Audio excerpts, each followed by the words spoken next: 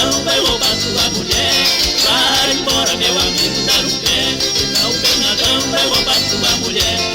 Muito cuidado com esse tal de Bernadão, pensa que ele é teu amigo, na verdade não é não. O que ele quer é te deixar na mão, vai quebrar a sua cama por você dormir no chão. Vai embora, meu amigo, dar o pé, senão o Bernadão vai roubar sua mulher. Vai embora, meu amigo, dar o pé, senão o Bernadão vai roubar sua mulher. Dá conforto pra família, não deixar nada faltar, entra pro carro com o gerente na hora de passear. Quando você chega em casa chamando a mulher velha, você entra pela porta, o Bernadão pela janela. Vai embora, meu amigo, dar o pé, senão o Bernadão vai roubar sua mulher. Vai embora, meu amigo, dar o pé, senão o Bernadão vai roubar sua mulher.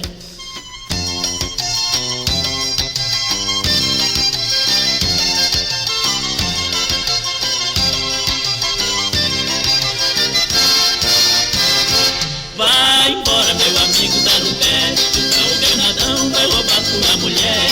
Vai embora, meu amigo, dar o pé, senão o Bernadão vai roubar sua mulher.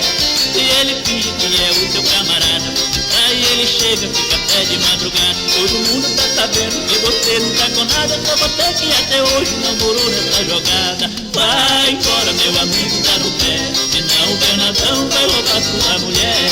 Vai embora, meu amigo, dar o pé, senão o Bernadão vai roubar sua mulher. Muito cuidado com esse tal de Bernadão, porque ele é seu amigo, na verdade não é não. O que ele quer é te deixar na mão, não quebrar a sua cama por você dormir no chão. Vai embora, meu amigo, dar o pé, senão o Bernadão vai roubar sua mulher.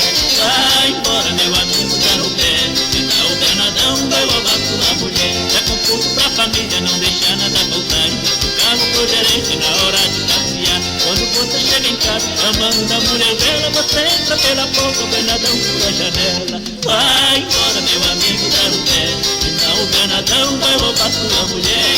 Vai embora, meu amigo, dar o pé, senão o Bernadão vai roubar sua mulher.